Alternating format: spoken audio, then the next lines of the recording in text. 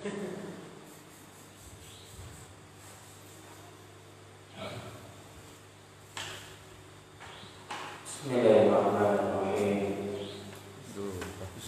Assalamualaikum warahmatullahi wabarakatuh.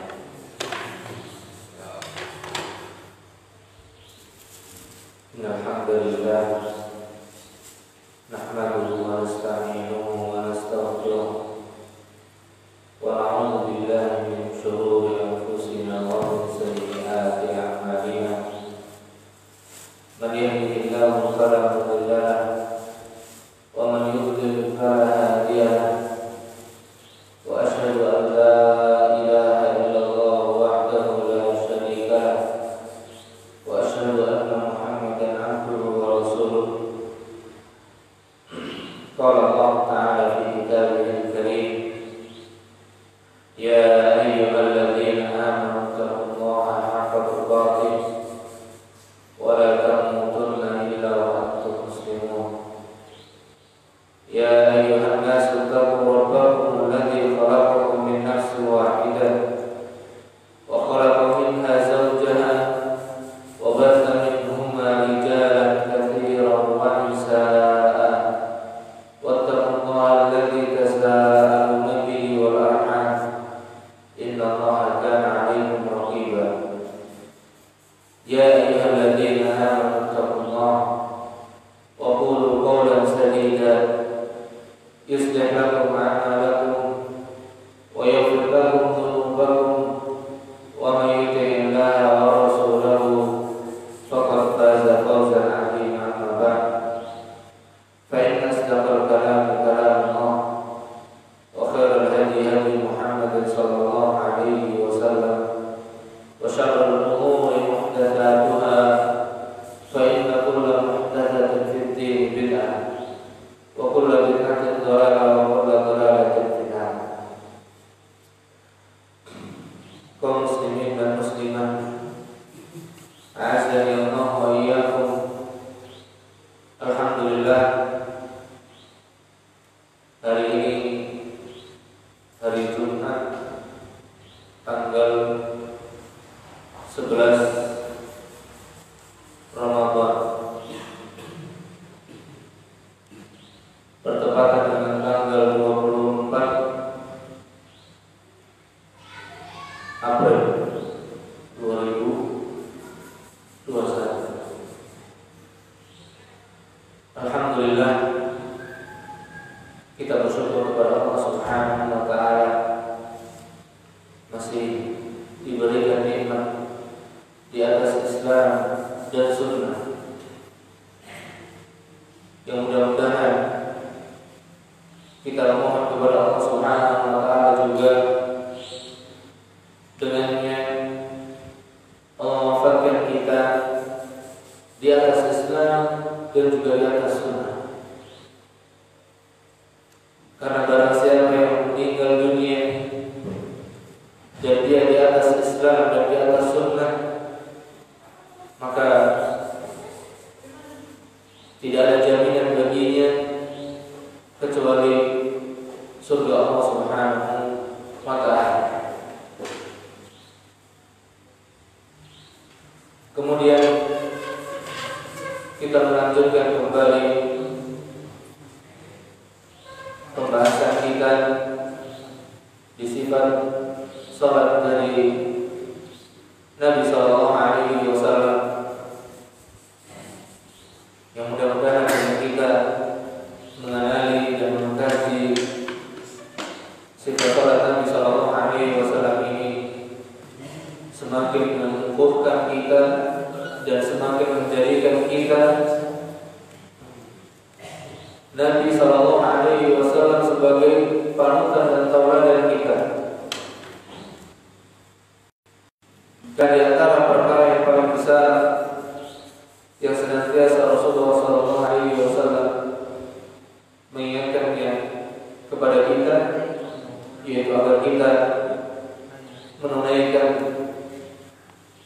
ibadah salat ini dengan sempurna. Pada kesempatan yang lalu kita telah sampaikan atau telah dijelaskan tentang raf'il yadayn, tata cara mengangkat kedua tangan.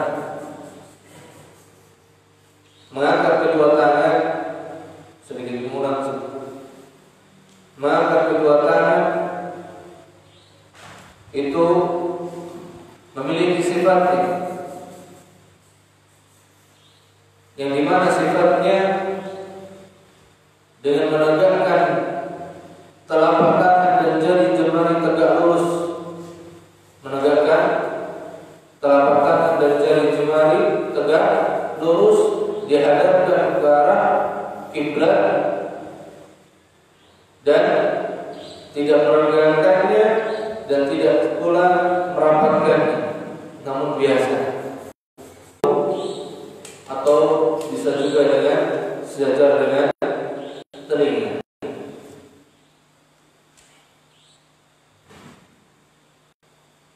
Sejajar dengan pundak atau sejajar dengan telinga. Kemudian setelah mengangkat kedua tangan, maka Nabi Shallallahu Alaihi Wasallam meletakkan tangan kanan di atas tangan kirinya, atau yang kita kenal dengan istilah bersedekah. Dari sahabat Wa'il bin Hujr radhiyallahu anhu yang diriwayatkan oleh Imam Muslim dan Imam Ahmad dan juga yang lainnya. Dan hadis ini merupakan hadis yang sahih. Beliau berkata, "Kuntu la'anzuranna ila salati Rasulillah sallallahu alaihi wasallam kaifa yusalli." Sungguh aku akan memperlihatkan kepada kalian salat atau sifat salatnya Rasulullah sallallahu alaihi wasallam, bagaimana beliau mengerjakan salat. Fanadhartu ilaihi,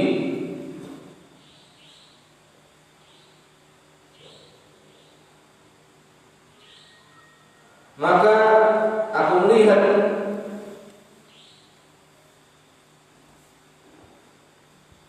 beliau melakukan salat.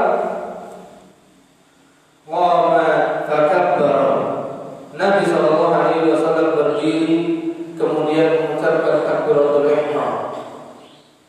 Wa rafa'a yadayhi, dan beliau mengangkat kedua tangannya hatta hadata udunayhi, sampai kedua telapak tangan beliau sejajar dengan kedua telinganya, sejajar dengan kedua telinganya.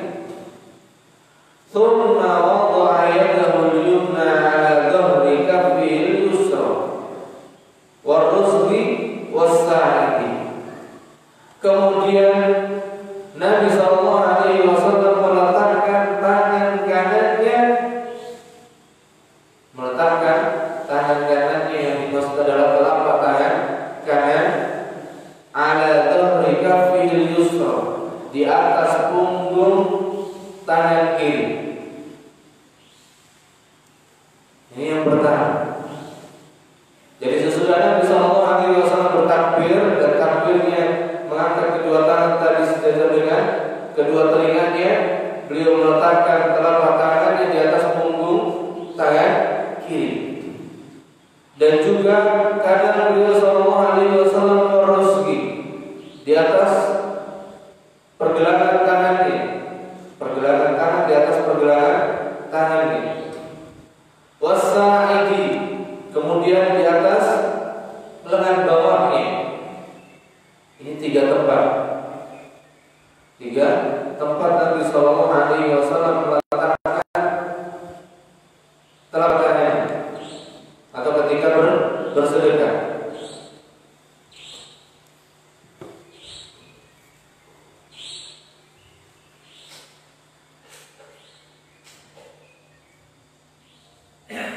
Kemudian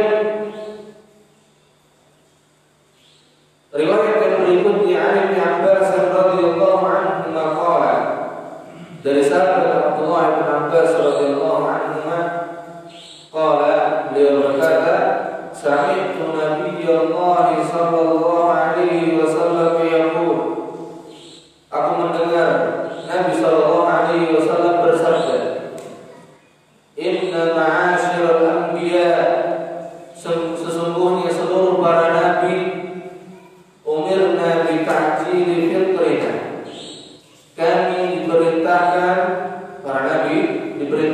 dianjurkan untuk menyegerakan berbuka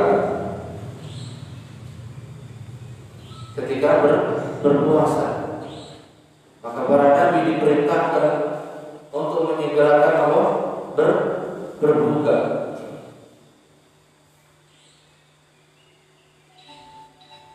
Berarti kalau disegerakan berarti tidak dengan ditunda.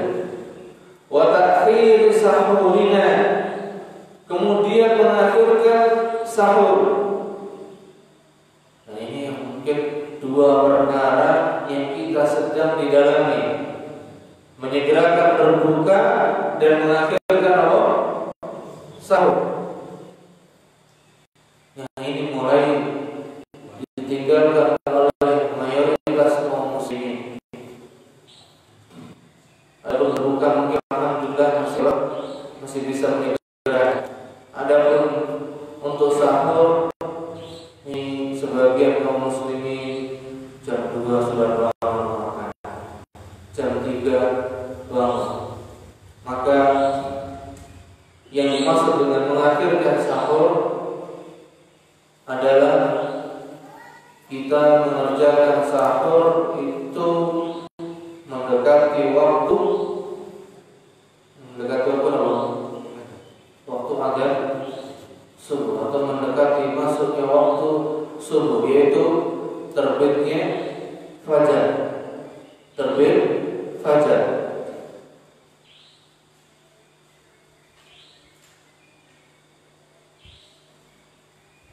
Dan ini yang disunahkan oleh Nabi Sallallahu Alaihi Wasallam.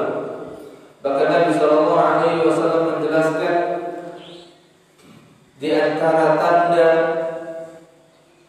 bahwasanya umat Islam itu masih berada dalam kebaikan, masih dalam kebaikan selagi mereka menyegerakan berbuka dan mengakhirkan sahur. Maka mengakhirkan sahur ini ya kurang lebih 15 sampai 10 menit sebelum apa? Masuk waktu fajar. Itu yang dimaksud dengan mengakhirkan sahur. Walaupun nanti ada perselisihan dari masalah waktu terbitnya fajar itu sendiri, terlepas dari apa? Perselisihan tentang masuknya waktu fajar. Karena fajar shadiq dengan azan subuh yang ada di negeri kita ini sebagian menjelaskan bahwasanya waktunya lebih cepat daripada fajar, sampai di mana? Di Muhammadiyah diberikan ketegasan untuk diundur waktu azannya sampai kurang lebih 8 sampai 10 menit dari waktu yang ada. Itu sebagian sudah. Maka ini menunjukkan bahwasanya bahwa fajar shadiq itu kurang lebih dengan jarak waktu azan yang ada itu lebih apa? Lebih lambat. Jadi azannya lebih cepat.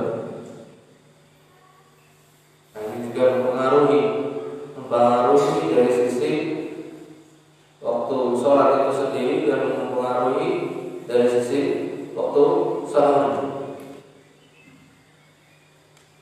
Mudah-mudahan Allah Subhanahu wa taala memudahkan kita untuk bisa melaksanakan di antara sunnah Nabi Sallallahu Alaihi Wasallam yang sangat besar, yaitu mengakhirkan sahur. Wa aymanina ala syama'ilina fis shalah.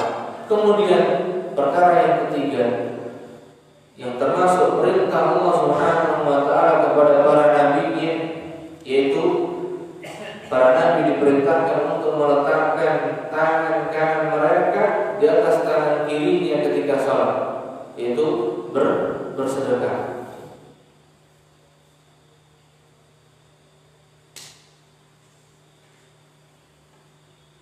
Begitu juga dalam riwayat Abdullah bin Mas'ud radhiyallahu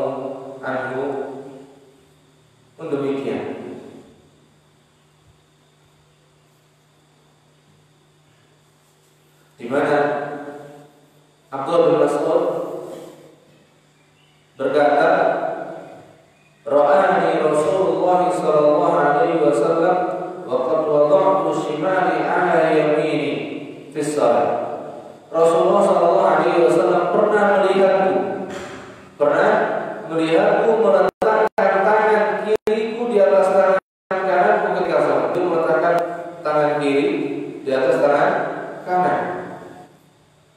Maka pada saat itu Nabi sallallahu alaihi wasallam fa'akhadha bi yaminihi fa wada'aha 'ala shimali.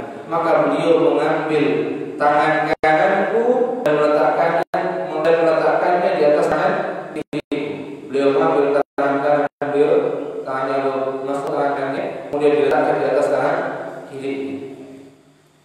Maka ini menunjukkan perintah bersedekah di dalam salat.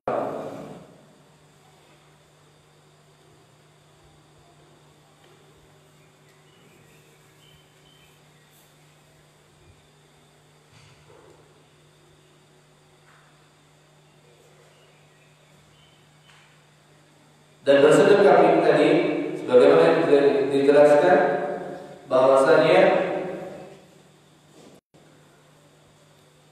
meletakkan atau bersedekah di dada, meletakkan tangan kanan di atas punggung tangan kiri, pergelangan dan juga lengan bawah. Rasulullah SAW meletakkan tangan kanannya di atas punggung telapak tangan kiri dan juga pergelangan tangan kiri dan juga lengan bawah.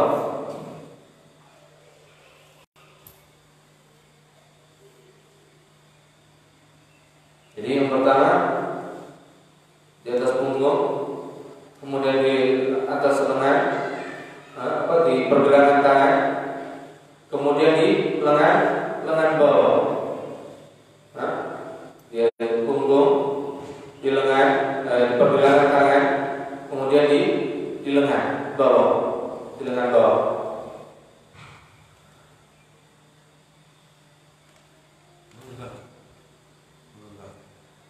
Ada yang menggenggam, berarti yang kedua, menggenggam lengan kiri dengan tangan kanan.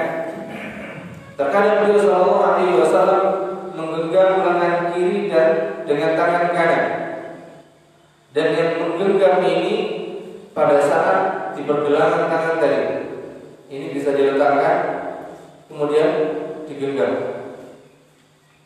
Atau yang di lengan bawah tadi bisa diletakkan, bisa digenggam. Adapun yang di punggung tangan kiri hanya diletakkan saja.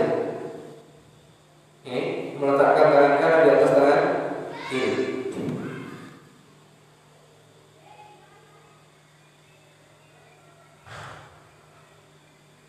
Karena dari riwayat Al-Qamah ibn Wa'il dari bapaknya, beliau berkata, "Ra'aitu Rasulullah sallallahu alaihi wasallam idza kana qa'iman fi sholati qabada bi yaminihi 'ala shimalihi." Aku melihat Rasulullah sallallahu alaihi wasallam apabila berdiri dalam salat, beliau menggenggam tangan kirinya dengan tangan kanannya. Beliau menggenggam tangan kirinya dengan tangan kanannya. Jadi kalau yang di punggung tadi hanya diletakkan saja, ini diletakkan. Kemudian yang di pergelangan tangan bisa diletakkan, bisa digenggam. Kemudian yang di lengan bawah bisa diletakkan, bisa digenggam. Kalau pergelangan bawah, lengan bawah ini tidak sampai ke siku, tidak sampai seperti ini. Jadi di sini aja, sampai di sini. Kemudian kalau enggak berarti ini. Ini untuk bersedekah. Ini bisa dipraktekkan kalau kita mungkin pas kondisinya berjamaah rapat sekali itu bisa, atau sesekali kita bisa mengerjakannya pas sholat sendiri atau yang semisalnya.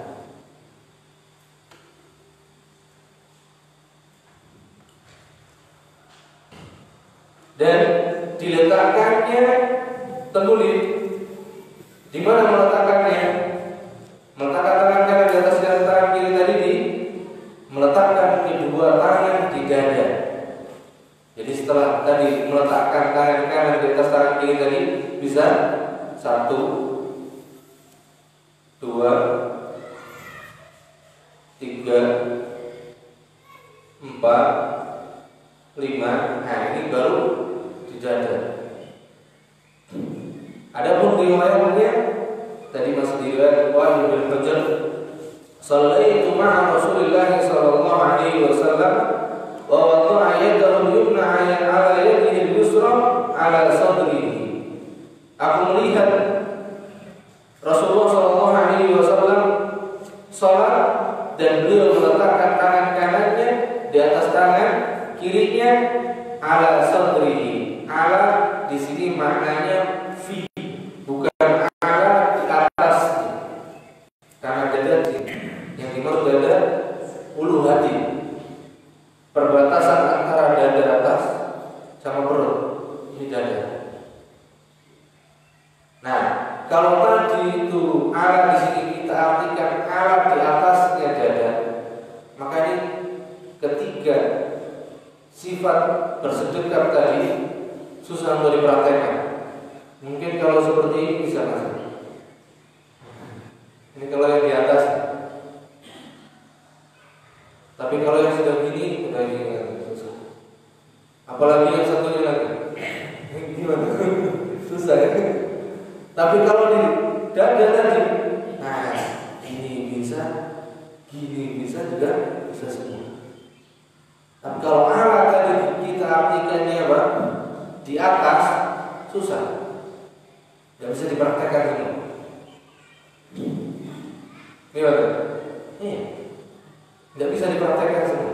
Atau kalau meletakkannya di perut, di bawah, ini susah. Kalau di perut kan, susah, agak susah. Maka yang tengah-tengah, yang dimaksud dengan ala sadrihi adalah apa? Di dadanya. Ini untuk meletakkan tangan kanan di atas tangan kiri. Jadi antara faedah dari hadis ini atau hadis bersedekap di atas, meletakkan tangan kanan di atas tangan kiri, tempatnya di dada, bukan di dekat leher, bukan di perut, bukan pula di bawah pusar, bukan pula di bawah pusar, dan bukan pula di bagian kiri dada atau kiri lambung, bukan pula di bagian kiri dada atau kiri lambung, tapi di dada.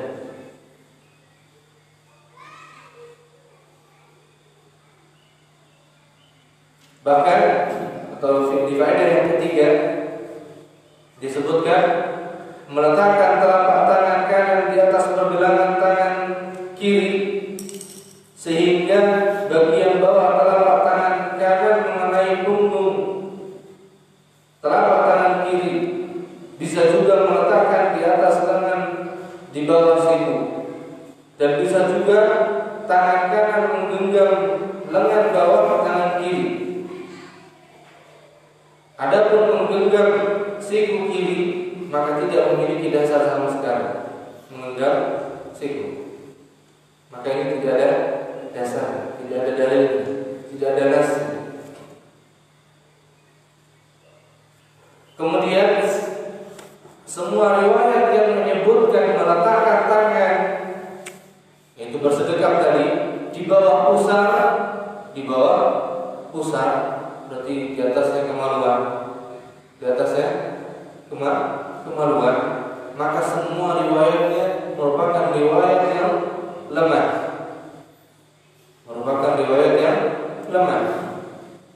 dan yang melemahkannya di antaranya adalah Imam Ahmad, Imam An-Nawawi dan yang lain.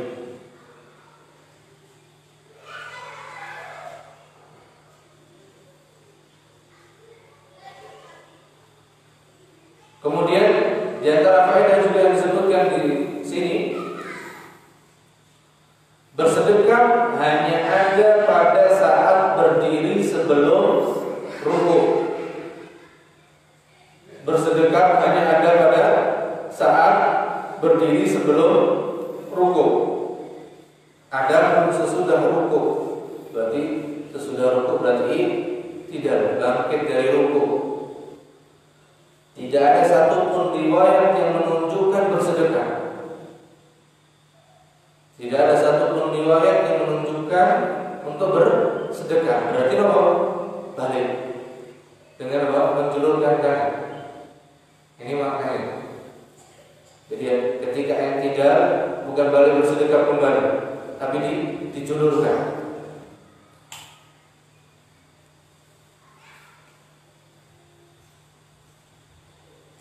Kemudian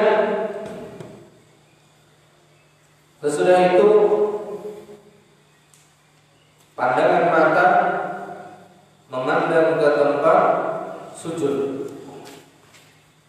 Pandangan mengarah ke tempat sujud. Jadi ketika mulai sholat, ketika mulai takbir sudah, maka pandangan ini kita arahkan ke tempat sujud. Dan ini diantara sebab yang akan mendatangkan kekhusyuan kita di dalam salat, insyaallah taala. Karena Nabi sallallahu alaihi wasallam apabila salat, beliau memandang ke tempat sujudnya. Sebagaimana riwayat dari Ummul Mukminin Aisyah radhiyallahu anha, qala, beliau berkata, dakhala Rasulullah sallallahu alaihi wasallam al-Ka'bah. Rasulullah sallallahu alaihi wasallam masuk Ka'bah. Ma khalafa basaruhu mawdi'a sujudihi hatta kharaja minha. Nabi sallallahu alaihi wasallam tidaklah memalingkan arah pandangannya dari tempat sujudnya sampai beliau keluar dari dalam Ka'bah. Jadi ketika masuk Ka'bah beliau mengerjakan salat, dan ketika salat beliau mengarahkan pandangannya ke arah sujud, dan beliau tidak memalingkan pandangannya dari arah tempat sujud sampai beliau keluar dari Ka'bah.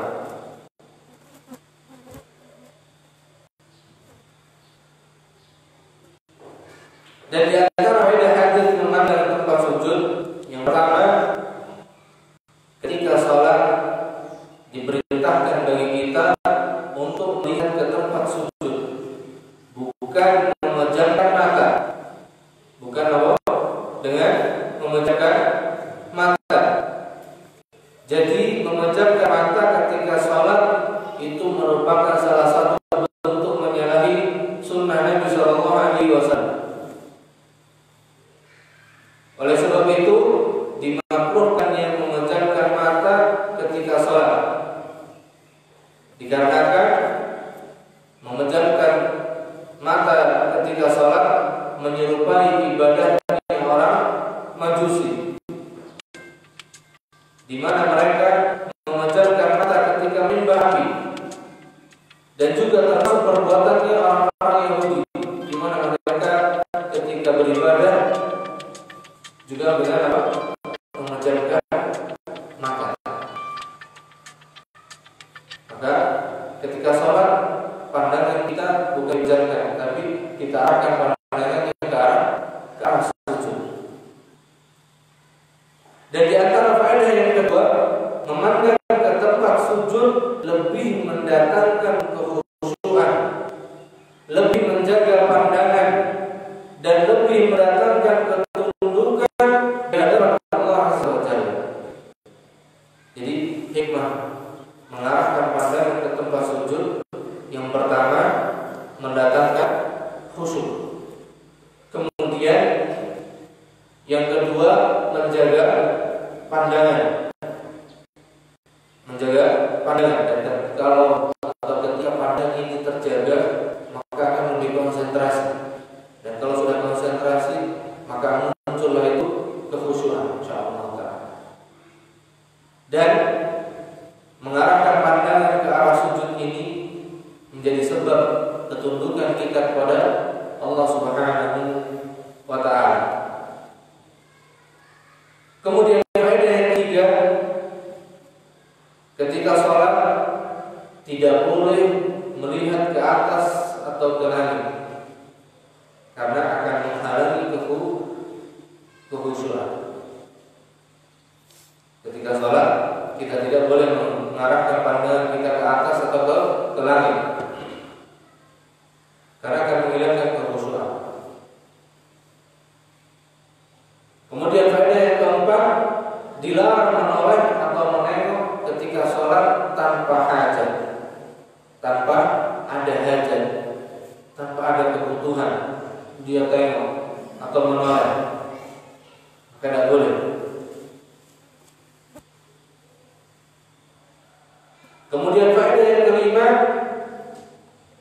dari mengarahkan pandangan ke tempat sujud ini, faedahnya ketika akan sholat kita diperintahkan untuk menyingkirkan gambar atau yang lainnya yang mengganggu kekhusyuan sholat. Maksudnya gambar yang bisa mengganggu, apalagi gambar yang berupa gambar makhluk yang bernyawa, maka yang lebih utama disingkirkan. Maka itu juga diantara kendala atau diantara madarat dari sajadah yang ada gambarnya Ka'bah atau gambar-gambar yang lain di dalam sajadah.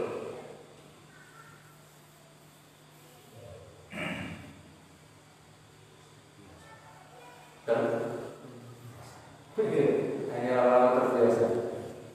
Tapi terbiasa ini nanti bagi kita mungkin terbiasa, tapi bagi generasi yang selanjutnya lain lagi kan. Gitu. Kalau tulis kadang-kadang kita sholat depan kita atlas, magai, gimana? Iya. Tidak langsung kita kan juga membaca, Iya itu. Sarungnya. Iya. Sarungnya. Atlas. Kemarin ada dalam isor orang yang gue taruh. Dari dua itu gimana? Itu termasuk dalam batas ya, tapi di antara yang mengganggu kekhusyuan orang yang sholat di belakang kita. Kalau kita sholatnya seharusnya tulisannya di bawah tertulis, ada tulisan gitu. Kalau yang dibahas selama ini mungkin sebagian kaos, pakai kaos atau ada tulisan pemain bola gitu. Nah ini sarung sekarang, sarungnya tulisannya merek sarung, merek Atlas, Mangga dan yang lainnya. Dosa tadi. Bagi yang mengerjakannya maka ini dimakruhkan bagi ini. Maka seharusnya ini bisa yang memakai ya. Iya yang memakai. Itu sudah memiliki tulisan gagak. Masalahnya ini juga sudah tadi masuk juga sebagai sesuatu yang tidak bisa dilihat, kecuali ini bisa dilihat ya. Atau untuk menyiasatinya, kalau yang atas ada, yang atas kaosnya, yang bawah ada, dibalik aja. Begitu. Tapi masalahnya pakai nanti itu baru dasar kita perhatikan. Yang penting di sini kita berusaha untuk diri.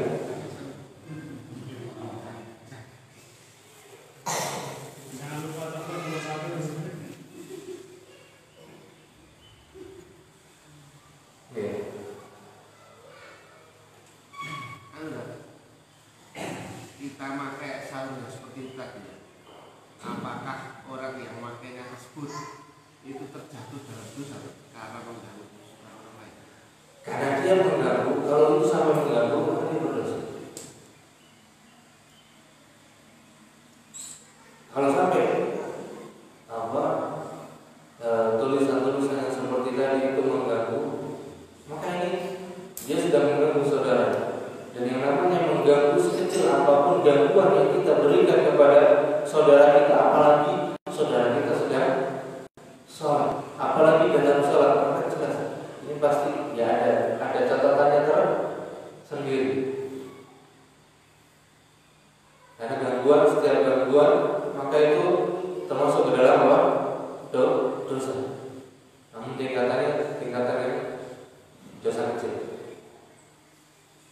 Allah. Kemudian faedah yang keenam, dikecualikan dari hal ini ialah ketika duduk tasyahud, maka pandangan mata mengarah pada ujung jari telunjuk. Ketika apa? Duduk tasyahud, kemudian kita berisyarat baik tasyahud awal maupun tasyahud akhir, maka pandangan mata kita arahkan ke jari telunjuk kanan yang dipakai untuk berisyarat, dan tidak boleh lebih dari itu. Maksudnya apa? Selain itu berarti pandangannya arah sujud, ke arah sujud. Adapun ketika tasyahud, maka pandangan mata kita arahkan ke jari telunjuk yang sedang berisyarat. Allah Ta'ala. Kemudian yang ketujuh, apabila makmum merasa membutuhkan untuk melihat gerakan imamnya, maka boleh melihat ke arah imam. Karena para sahabat pun pernah mengerjakan itu untuk melihat bagaimana imam ini, atau untuk melihat bagaimana sifat salat Rasulullah SAW. Dan itu ditakrir atau dibenarkan oleh Rasulullah SAW, didiamkan dan tegur, menunjukkan boleh. Kita kalau butuh untuk melihat gerakan imam, maka apa? Tidak mengapa.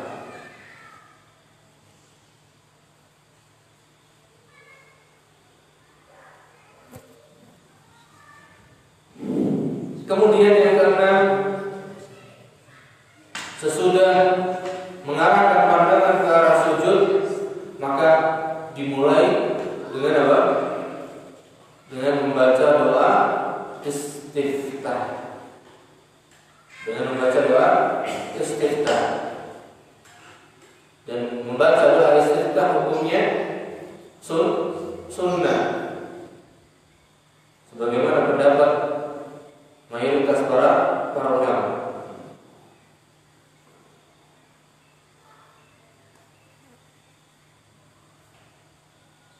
Dan bacaan doa istiftah ini banyak sekali. Ada yang sering atau yang biasa kita baca seperti apa? Allahumma barik baini wa baina khataaya kama barakta baina al-masyriqi wal maghrib. Allahumma naqqini min khataaya kama yunqqa ath-thawbul abyadu min ad-danas. Allahumma ighsilni min khataaya bil ma'i wath-thalji wal barad. Ini yang sering kita pelajari dari kecil. Beliau juga membaca doa ini ketika sholat fardu. Doa Allahumma barik baini tadi sampai selesai, beliau sering membacanya ketika sholat fardu, yaitu sholat yang 5 waktu.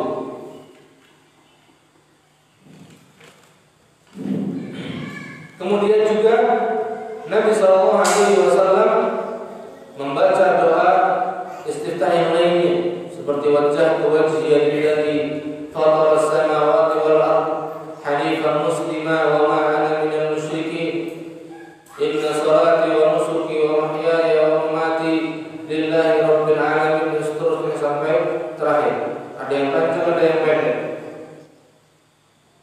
Dan beliau kadang baca itu di sholat fardu ataupun di sholat sunnah, tapi seringnya di sholat sunnah. Dan di antara yang pendek doa istiftah itu subhanakallahumma wa bihamdik wa tabarakasmuk wa ta'ala jadduk wa la ilaha ghairuk. Ini di antara yang pendek. Subhanakallahumma wa bihamdik wa tabarakasmuk wa ta'ala jadduk wa la ilaha ghairuk. Maha suci Engkau ya Allah, maha terpuji Engkau dan maha barakah namamu, maha tinggi kehormatanmu dan Tidak ada ilah yang hak untuk disembah dengan benar melainkan hanya Allah. Ini doa istiftah yang pendek di antara Subhanakallahumma wa bihamdik wa tabarak asmuk wa ta'ala jadduk wa la ilaha ghairuk.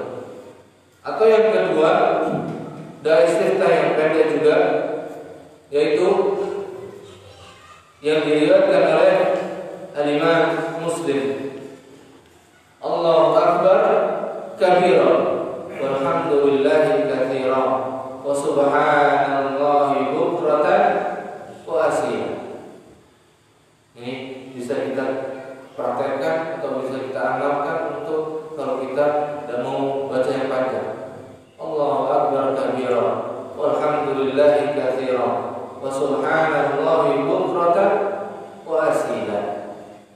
Jadi yang pendek tadi yang pertama, subhanakallahumma wa bihamdik wa tabarak asmuk wa ta'ala jadduk wa la ilaha ghairuk.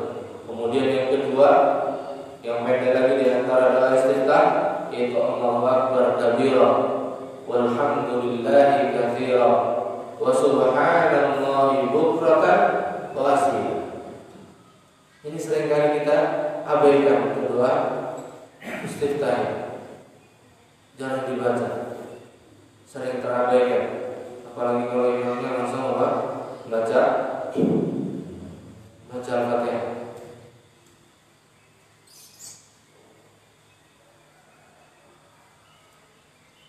Maka doa istiftah ini ketika kita sholat sunnah atau ketika kita sholat sendiri, maka kita mengamalkan. Atau ketika jadi imam, maka ketika sudah takbiratul ihram, jangan terburu-buru langsung untuk masuk ke surat Al-Fatihah, tapi baca doa istiftah dulu.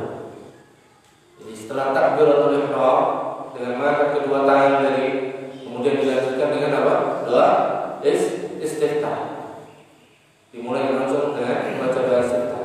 Baru sesudah membaca doa istiftah dilanjutkan dengan membaca ta'awudz.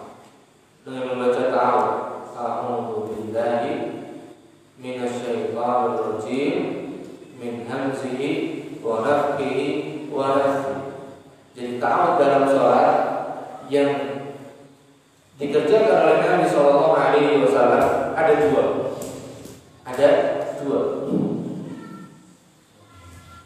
Adapun Nabi sallallahu alaihi wasallam membaca ta'awudznya mencukupkan dengan a'udzu billahi minasyaitonir rajim saja, maka di sini tidak ada riwayat. Yang ada riwayatnya membaca ta'awudz ketika sholat ada dua saja. Yang pertama, lafaz yang pertama. Jadi setelah membaca doa istiftah, Rasulullah melanjutkan ta'awudz. Dan lafaz ta'awudz di dalam sholat yang pertama, a'udzu billahi minasyaitonir rajim min hamzihi wa nafthihi wa nafthihi. Ini yang pertama, yaitu aku berlindung kepada Allah dari godaan syaitan yang terkutuk, dari penyakit gila, dari kesombongan, dan dari syairnya yang tercela. Dari penyakit gila, min hamzihi, atau hamzihi di sini gangguan dari syaitan yang menyebabkan gila. Wa nafthihi, kesombongan. Wa nafthihi, dan syairnya yang tercela. Kemudian lafaz yang kedua, terkadang Nabi sallallahu alaihi wasallam menambah dengan bacaan a'udzu billahi as-sami'il 'alim. Tidak langsung a'udzu billahi minasyaitonir rajim, tapi a'udzu billahi as-sami'il 'alim. A'udzu billahi as-sami'il 'alim baru minasyaitonir rajim min hamzihi wa nafthihi wa nafthihi. Ini dua lafaz ta'awudz ketika di dalam sholat. Lafaz pertama apa? A'udzu billahi billahi minasyaitonir rajim min hamzihi wa nafthihi wa nafthihi. A'udzu billahi minasyaitonir rajim min hamzihi wa nafthihi wa nafthihi. Ini lafaz yang pertama. Ada lafaz yang kedua, a'udzu billahi as-sami'il 'alim minasyaitonir rajim min hamzihi wa nafthihi wa nafthihi. Nah, ini yang perlu diamalkan dan mengamalkan ibadah mengikuti sunnah, itulah yang lebih utama. Dan ketika seorang hamba melaksanakan ibadah itu mencukupkan dengan yang dari sunnah, mencukupkan dengan apa yang ada dalam sunnah, maka itulah keutamaan baginya. Walaupun banyak manusia yang meninggalkannya, walaupun banyak dari manusia yang mulai tidak mengenalnya. Dan kedua riwayat ini, riwayat yang pertama yang a'udzu billahi minasyaitonir rajim min hamzihi wa nafthihi wa nafthihi, hadis sahih riwayat Imam Ahmad, Abu Dawud dan yang lain. Lafaz yang kedua diriwayatkan oleh Imam Abu Dawud dan Imam Tirmidzi, dan hadis ini pun hadis sahih.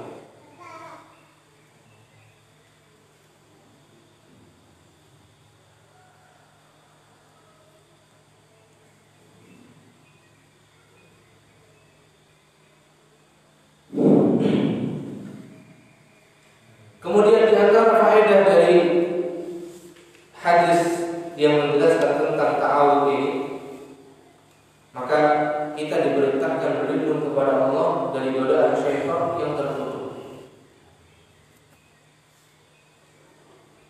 Dan ini kita seringkali merasa untuk butuh mengucapkan ta'awudz ketika hendak salat.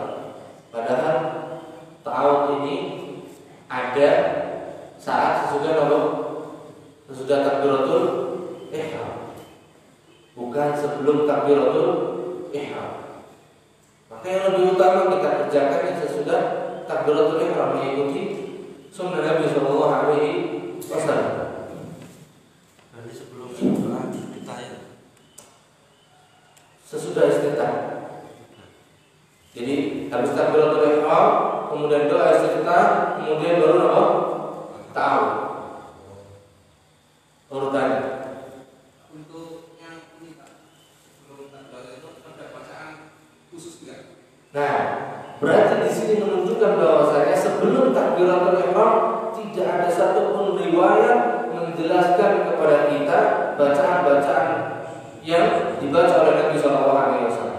Tidak ada satupun. Tidak ta'awudz, tidak bismillah, apalagi membaca Al-Fatihah, baca An-Nas, Al-Falaq atau Al-Ikhlas. Tidak ada. Berarti langsung.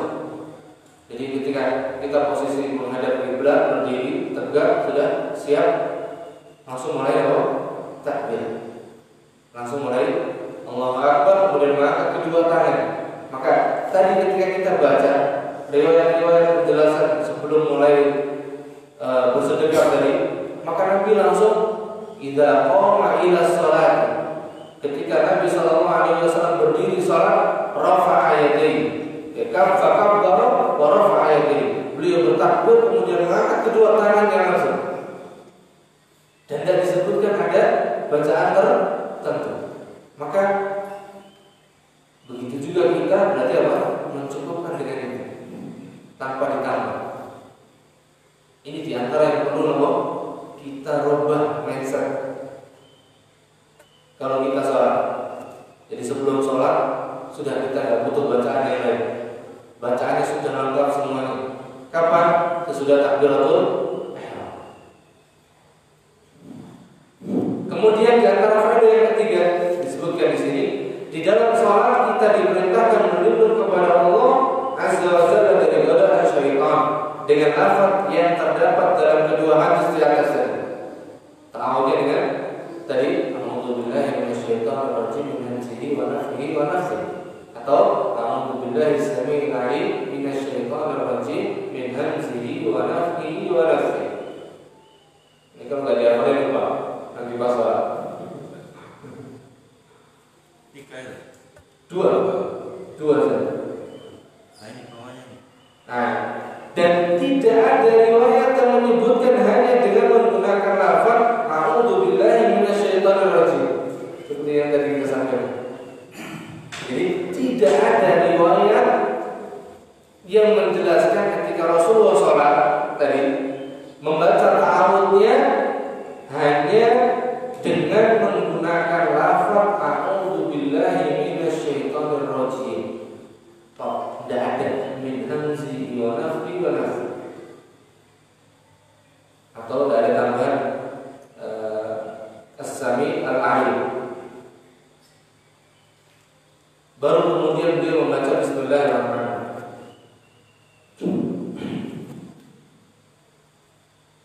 Maka yang lebih utama berarti kita membaca ta'awudnya mengikuti contoh ketika sholat atau pakai yang a'udzubillahi minasyaitonir rajim saja. Yang lebih utama berarti mengikuti nas, mengikuti dalil. Berarti harus dihafal. Tinggal nambah min hamzihi wa nafthihi wa nafthihi. Ditambah 3 lafaz itu. Kalau kita biasanya a'udzubillahi minasyaitonir rajim saja, nah ini ditambah min hamzihi wa nafthihi wa nafthihi. Atau kalau sesekali mau pakai lafaz yang kedua bisa. Asy-Syaikh Muhammad bin Shalih Al-Utsaimin berkata, isti'adzah itu dibaca untuk membaca Al-Qur'an, bukan untuk sholat. Jadi isti'adzah yang a'udzubillahi minasyaitonir rajim titik, tidak ada tambahan apa? Min hamzihi wa nafthihi wa nafthihi, itu hanya dibaca untuk membaca Al-Qur'an, bukan untuk sholat. Kata Syekh Muhammad bin Shalih Al-Utsaimin. Sebab jika isti'adzah itu untuk sholat, niscaya ia dibaca langsung setelah takbiratul ihram atau sebelum takbiratul ihram. Ini diantara hikmah yang dijelaskan oleh Syekh Muhammad bin Shalih Al-Utsaimin. Jadi kalau kita membaca isti'adzah tadi itu hanya a'udzubillahi minasyaitonir rajim, maka beliau menjelaskan itu dibacanya seharusnya langsung setelah takbiratul ihram, langsung apa? A'udzubillahi minasyaitonir rajim. Bukan istiftah dulu baru isti'adzah. Tapi habis Allahu Akbar langsung a'udzubillahi minasyaitonir rajim atau beliau. Atau sebelum takbiratul ihram tadi. Makanya apa? Ya namanya kita isti'adzah atau minta perlindungan sebelum kita melakukan sesuatu. Oke, biasanya gitu. Tapi di sini lafaz ta'awudnya bukan dengan hanya a'udzubillahi minasyaitonir rajim saja. Tapi ada tambahannya kan. Min hamzihi wa nafthihi wa nafthihi. Min hamzihi dari apa tadi? Dari penyakit gila, wa nafthihi dari kesombongan, wa nafthihi dan dari tiupan atau syair-syairnya yang tercela. Maka Syekh Muhammad bin Shalih jelaskan, berarti ta'awudnya ini mengikuti seperti apa yang diajarkan Rasulullah. Dibaca sesudah membaca istiftah, bukan sebelum istiftah. Kalau sebelum istiftah, ya mungkin tadi ya, a'udzubillahi minasyaitonir rajim saja. Atau bahkan sebelum takbiratul ihram.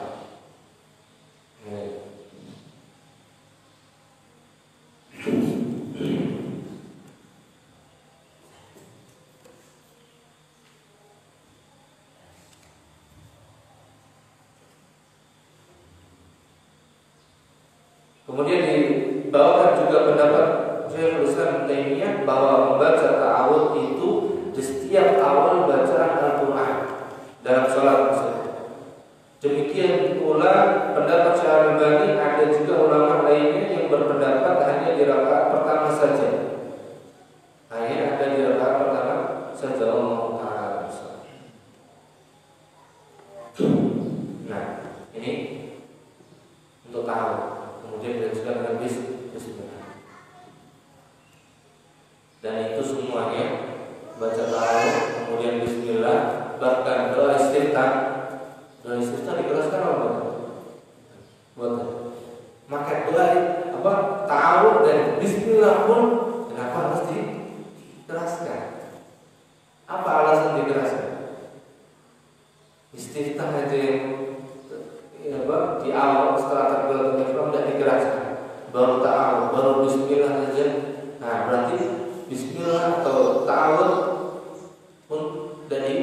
dikeraskan. Karena letaknya tahu dan bismillah sesudah istiftah. Nego, insya Allah sampai di situ dulu. Kita lanjutkan di pertemuan yang akan datang. Bismillah subhanahu.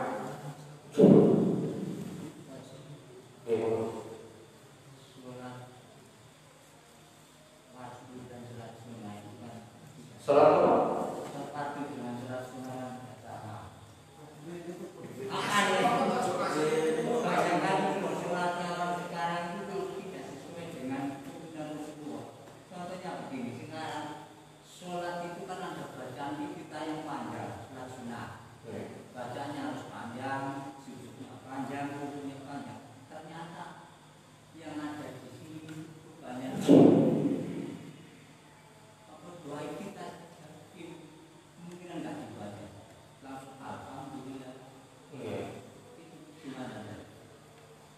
Kan tadi ini membaca doa istiftah termasuk sunnah.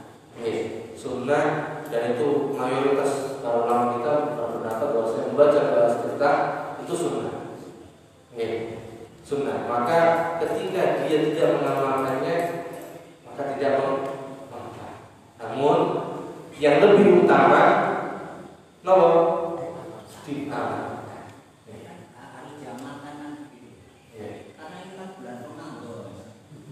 Nah, yang saya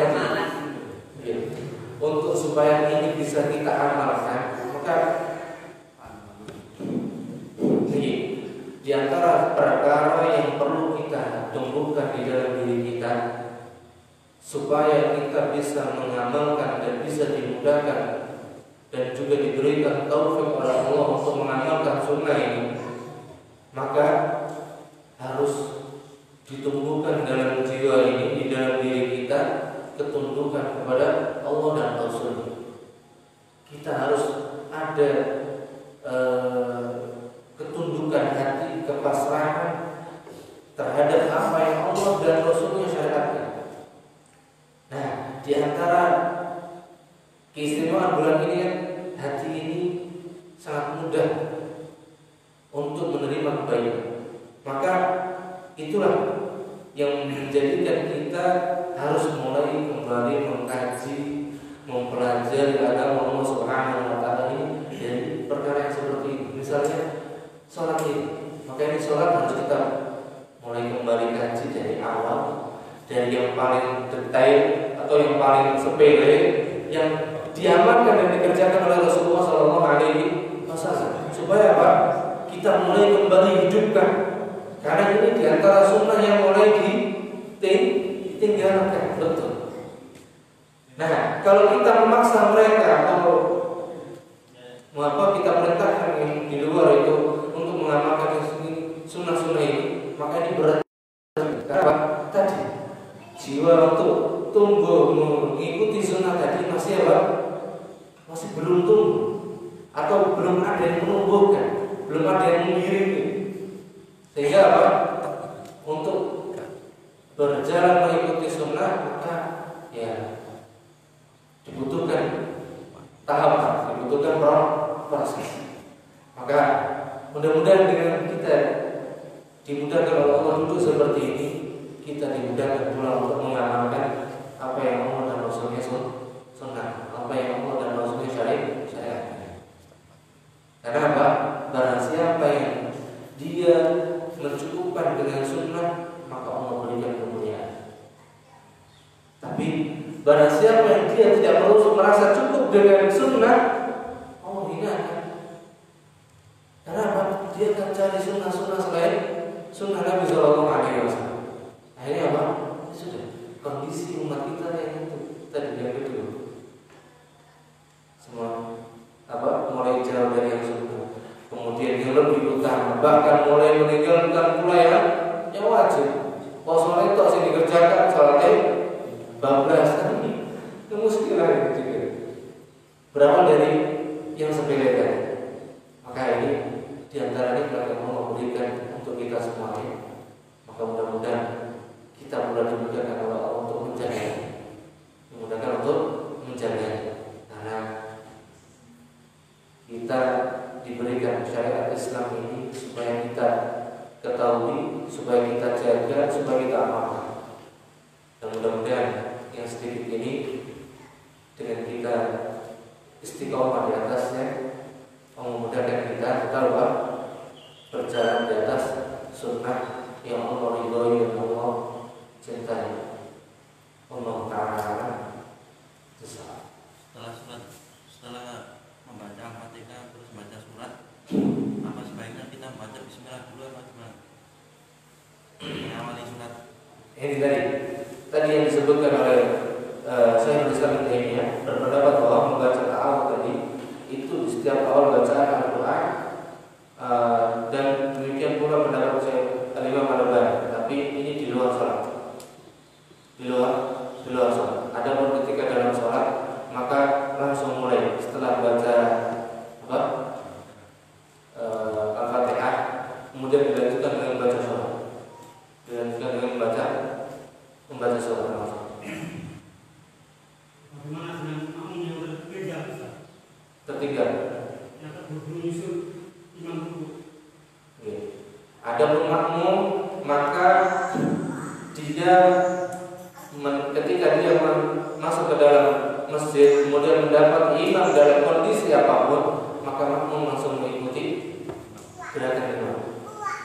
Adapun ketika dia tadi terluput, misal dia masih mendapati rukunya imam, maka dia dihitung 1 rakaat. Kalau dia tertinggal dari rukunya imam, maka dia dihitung 1 rakaat. Walaupun dia tadi terluput dari apa? Dari Al-Fatihah. Maka ini untuk makmum masbuk, makmum yang masbuk. Dan insya Allah nanti dilanjutkan dari yang lebih.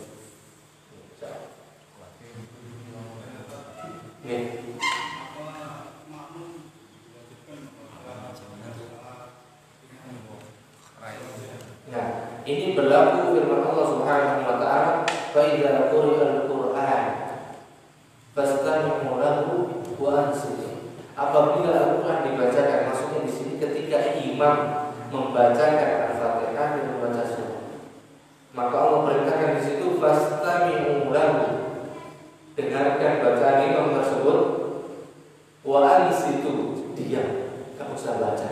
Dan itu pendapat yang lebih menenangkan di sini dan tidak mengganggu. Nanti insya Allah ada penjelasan. Maka makmum dicukupkan dalam sholat jahar dengan bacaan sinten imamnya, dengan bacaan imam. Allah itu mungkin. Sallallahu alaihi Muhammad. Subhanallahumma wa bihamdihi asyhadu an la ilaha illa anta astaghfiruka wa atubu ilaik. Wassalamualaikum warahmatullahi wabarakatuh.